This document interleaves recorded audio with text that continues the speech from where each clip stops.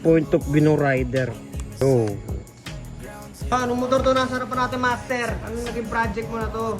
Honda Rebel 911. Yung pinakabit nito ay Senlo M3. ayan, pakitaan natin. Tapos Blaupang na S79. So, paano naging diskarte natin dito sa ano? Siyempre, request ni Sir, dito daw ilagay. Sa crash pad. Tapos yung horn, gusto niya, left and right. Kaya ginawa lang natin ang plano. Nilagyan natin ng clamp bracket para mamount natin ng ganito. Medyo nilayo natin sa stampot ko kasi plastic to. Malulusaw. Kaya nilayo.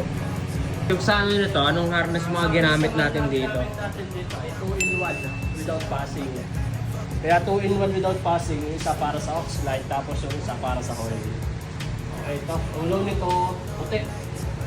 Tapos ang high, combination ng yellow at white. Okay. Horn, mabilisan lang. Gabi na. Pakita natin sa kanila, ano, gano'ng kalakas. Sakto madilim, pakita natin. No? Pala yung Senlo M3 natin. Point of view ng rider. Oh. Right.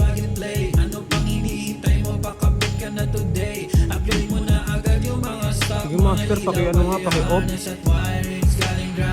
Wide shot, low, high ulit.